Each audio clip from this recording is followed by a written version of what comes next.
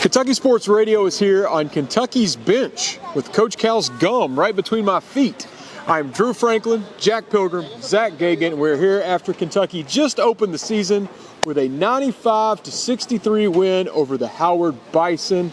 Kentucky was without Oscar Tshiebwe, who was out with the knee procedure he had before the season started. Daimion Collins has been down in Texas after losing his father last week, and Sahvir Wheeler did not play either, but Kentucky still got the job done with a limited lineup led by the new Splash Brothers and Antonio Reevees and C.J. Frederick. Jack Pilgrim, you just wrote a story on C.J. Frederick. I'll let you tie that in to him being one of the main takeaways of this game, with him scoring, what do you have tonight? 20 points, 6 of 9 shooting, 2 for 5 from 3. I mean, CJ's looking like a real player. And he's healthy. He looks good. It doesn't feel like, there's any rust or anything. He's not overcompensating for his, past health issues. It's been amazing seeing just kind of his growth and getting comfortable within this system. This was a big night for him. It's been 595 days since he's played an official game, dating back to his time at Iowa. Just an unbelievably adversity-filled run for him. This was a very emotional moment for him. This is the last time his grandfather, who was very close with him, got to see him play, was at Rupp during his 2018 run. Wildcats to win a state championship, his first game back at Rupp since then, live game, obviously not counting exhibition games. And he looked the part. He looked amazing. He was knocking down shots, comfortable as a play initiator and a playmaker. His passing looked great. He doesn't turn the ball over ever. I believe 30 minutes, 0 turnovers. That's kind of what he was known for at Iowa, just being a safe bet. Like we talked about in the last exhibition game, whatever he does, winning follows. He just plays a winning brand of basketball. It's something that has just been ingrained in his DNA from the beginning, and clearly looks the part. Cal called him special a couple nights ago, and he clearly looks that part. He looks great shooting the ball, and so does Antonio Reevees, who was our leading scorer tonight with 22 points.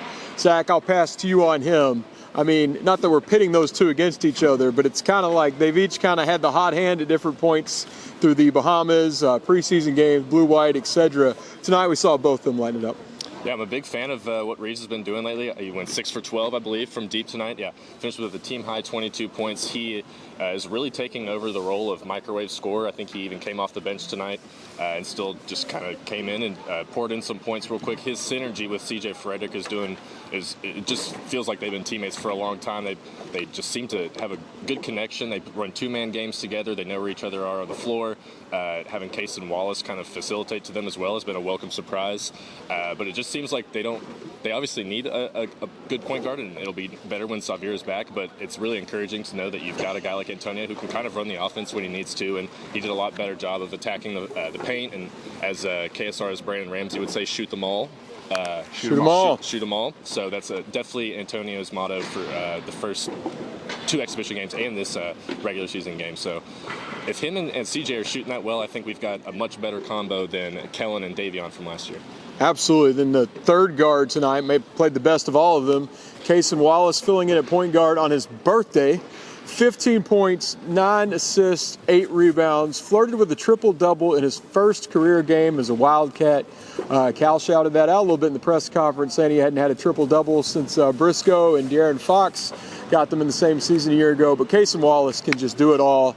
He's been a fan favorite of at least of ours since he signed. It's a guy we talk about his defense, we talk about his scoring. There's already clips of him dunking on people in high school. I'm sure we'll see plenty of that here at UK. He can really do it all, and I love seeing him. You don't like seeing Wheeler out, but I like seeing Wallace take that opportunity at point guard with Sahvir on the bench. It's exactly what you're hoping for. Cason was a guy that was a primary ball handler in high school, and that was just kind of his bread and butter. When he came here, Cal said that he hadn't done any time as an off-ball player because of Sahvir being as ball dominant as he was. So this is a good opportunity for him to kind of just figure out what he is. Can he be point guard number 1 should Sahvir be out, miss any extended period later on in the season, whatever. It's just injuries happen, and to know that you have that stable force, a guy in Cason who looked incredible as a playmaker. We know what he can do defensively. We know what he can do scoring. I really liked how he was kind of uncertain of himself to start the game, and then really quickly found his footing and was like, okay, so this is how I get to my spots. This is how I can get confident, and you could really just see his confidence confidence blossom. We saw him, drive the lane and dunk on somebody's head, and Cal said after the game that he called a shot. He said, "I'm going to go dunk on somebody," and Cal was like, "No, you can't dunk on anybody," and he went and he did it. So I like the confidence that he's building. This is a great opportunity for him to, kind of figure out what he can be as an on-ball guy, and so far so good. To kind of build off that, if I may, Yeah. We even knew that Cason was a really good defender, but I think he's even been almost better than I kind of anticipated. I don't think there's anyone that's had more active hands on defense or that I can remember in the last few years. So just wanted to throw that in there too. His offense has obviously been great and very encouraging, but that defense is still kind of what we were all expecting, if not a little bit better. When you win by 32 points, missing 3 of your star players, there's a lot of guys to brag on. We've hit the guards. Why don't we go to Jscob Toppin with the double-double of the game, 15 and 11. I thought to start, Jscob Toppin was going to take all the shots. He came out very aggressive, which you want to see that out of him. That's what he needs to do more of this year. But hey, he really crashed the glass, was I think the big takeaway with him in a game where you don't have Oscar, you don't have Daimion Collins, and I feel like, Toppin was really there leading the team in rebounding. Yeah, we got some point forward Toppin. He's a guy, kind of a grab and go guy that, and really when he kind of initiates things and just kind of gets the ball up the floor, it sets up other opportunities elsewhere. It allows for other, three-point shots and, some easy opportunities down low. It really just kind of opens things up having a guy like that who can be as versatile as he is. And I get a little concerned about his confidence. I think he's a guy that he's trying to play himself into lottery status, which I think is going to result in some bad shots. We saw some bad shots tonight, but Cal said that he's willing to accept those bad shots if he's going to rebound the way he is. It was incredible on the offensive glass, going up, leaping, 13 feet high, just ridiculous vertical, going up, grabbing a couple putbacks. Really did some nice things there on the glass. And if he's going to do that, then hey, I'll take some ugly, foot kickers or whatever Cal calls them, the fadeaway jump shots. Didn't get any of those to fall today, but did plenty elsewhere that you got to like. I do worry he'll start feeling himself a little bit too much with those shots, trying to get to the league there. There were games last year where some guys maybe started feeling themselves too much and shot Kentucky out of games. Not saying Toppin will do that, but that is something to watch for. Another thing to watch for is we're going to have to play your boy Hugo. He's just got to play. Cal said he can only play 8 guys. I don't know where he'll fit in. But with that length and the way he can protect the rim, there has to be a place for him somewhere when Oscar gets back. Yeah, I'm starting to get worried that Lance Ware's is he getting lapped? He might be getting lapped, it seems. I still think Lance has done a lot of really good things. He gets a shout out from Cal pretty much every time. Lance knows how to really play the game well. He's just a really good help defender, knows what he's doing on offense. But Ugo, I don't know how many times a Howard offensive guy tried to go into the paint, and all of us in press rows just kind of said, why are you doing that type of thing? And every time it resulted in either a deflected shot, a missed shot, some sort of he's one of those Anthony Davis types where just his presence alone will impact shots. So and I think he even made a jump shot that me and Jack kind of looked at each other and said, oh, okay, so if he's doing that, then there's no reason that he shouldn't be playing. It's just going to come down to whether or not Cal kind of thinks that he can do more than Lance, and I don't know if we're at that point yet because Cal is kind of loyal to guys like Lance, so we'll see. But if Ugonna is blocking 5 shots a game and hitting 15-footers, I think he's going to have to play. And I will add, we talked to him, Zach, I remember when we talked to him at that Pangos event out in Las Vegas this summer, he said that he models his game after Giannis Antetokounmpo, that Giannis, being from Nigeria, that Giannis is a guy that he, kind of idolizes and says, that's the model. Giannis was super raw and didn't know what he was doing at the beginning of his basketball career and just kind of slowly became this freak of nature, unguardable beast of a human being. And Ugo's like, why can't I be that? I already have the shot blocking down. I already have the defense down.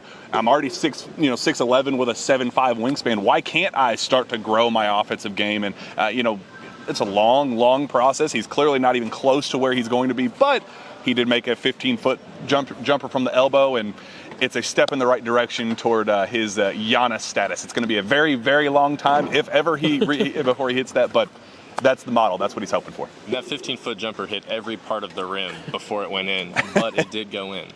I like his innocence, too. Like, he's got a while before he's going to get that dog in him. Like, when he scores, he's giggling and smiling from ear to ear as he runs down the court. He's like the kids that are, like, waving to their parents when they score in a game. And I like, happy to be here. And I like he's loving it. I like when he misses shots or misses blocks. He kind of does the he stops to react. throws a little mini temper tantrum in the middle of the game. It's like, oh, Bless your heart, Ugo. I just love that. Yeah, it'll be a while before he's completely dialed in and puts the smiles away there for a while. But I'm not going to put my smiles away if Kentucky keeps shooting.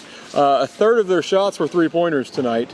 Part of that was the lineup they had in. They had to roll with shooters. That'll change when Oscar gets back and Wheeler's running point. But it was a lot of fun to see the three ball going up, and it makes you wonder if that offense is changing a little bit from what Cal's typically running. Look, Cal said after the game, he said, this is a team that's going to shoot 25 threes a game or more if they continue to hit shots the way they were. I remember last week he said that 80 points was kind of the target goal for him, that this needs to be a team that runs and guns, up tempo, really gets a lot of shots up. They took 24, 25 threes tonight, very efficient in how they did it as well. 95 points put up on the board. This was a very modern, you go back to the Jonathan Gavoni. This is an archaic offense. Cal's offense is back with the dinosaurs, all that talk. Watch this game. If you have those type of doubts, watch this game. This is the future of Kentucky basketball, and Cal seemed to fully embrace it tonight, led by Antonio Reeves and CJ Frederick from deep. Having two elite shooters sure does help. I'll say that. Play them together as much as possible. That was so fun to watch tonight. Hope you enjoyed watching us tonight. We could talk all night long, but eventually need to leave. Kentucky is back here for Game 2 Friday night. Oscars, that's a no, right? Seems like it's going to be a no. Cal said he'd be surprised last we heard from. Sahvir game time. Severe game time. We got Ugo. Who needs Oscar Tshiebwe? Who's Oscar anyway? They'll be out with Collins again. On a serious note, his dad's funeral is back in Texas this weekend. We wish the best for him and his family, mourning the loss of Ben. That's a tough one the team is going through as well. But the show will go on Friday night without him, with the Duquesne game here. And I won't be back. I'm getting married. The show will go on night, without him as well. Yeah, I won't be here either. But Homeboy is getting hitched. We're very excited for him. The Rapid Reaction will be hosted by Mr. Drew Franklin. Has a nice ring to it. Yeah, I'm keeping my name. Might take hers, whatever. I'm just ready to get married. And I'm ready to get Cal's gum off my shoe because I'm pretty sure I stepped on it.